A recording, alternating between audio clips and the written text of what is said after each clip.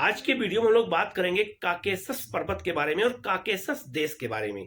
Caucasus पर्वत जिन क्षेत्रों में फैला हुआ है वहां के देशों को हम काकेशस देश कहते हैं। तो काकेशस पर्वत है कहां पर, जब आप स्क्रीन पे देखिएगा तो काकेशस पर्वत याद रखना काला सागर और आपका कैस्पियन सागर के बीच में है। ये बहुत महत्वपूर्ण आपसे क्वेश्चन पूछा जाएगा।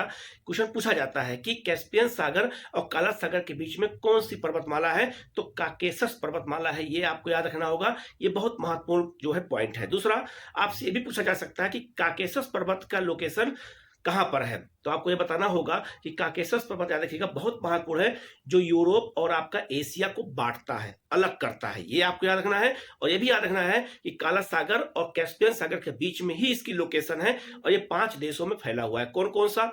जॉर्जिया, आर्मेनिया, अजरबैजान, रूस और इसका कुछ भाग तुर्की और ईरान में भी पड़ता है। लेकिन याद रखिएगा मुख्य रूप से काकेशस पर्वत अगर देखा जाए तो 3 देशों में इसका विस्तार सबसे ज्यादा है। कौन कौन सा? तो जॉर्जिया, आर्मेनिया और अजरबैजान में।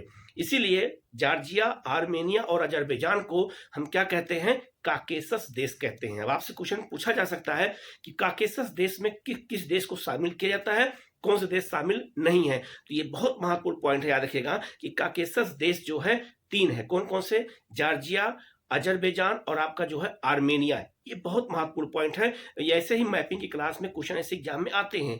दूसरा ये भी याद रखिएगा कि जो काकेशस पर्वत की सबसे ऊंची चोटी है उसका नाम है एल्ब्रस। एल्ब्रस याद रखिएगा यूरोप की सबसे ऊंची चोटी है। ये भी याद रखिएगा जैसे एशिया की सबसे ऊंची चोटी का नाम कौन सा है? माउंट एवरेस्ट है। वैसे ही पूरे यूरोप की सबसे ऊंची चोटी का नाम एल्ब्रस है। जो किसकी सबसे ऊंची चोटी है? तो याद रखना काकेशस पर्वत की सबसे ऊंची चोटी है। तो ये बहुत महत्वपूर्ण पॉइंट है, याद रखिएगा। इसी तरह की मैपिंग क्लास आपको लगातार मिलती रहेगी, तो चैनल को सब्सक्राइब कर लीजिएगा, बेल आइकन को प्रेस कर लीजिएगा। ठीक है।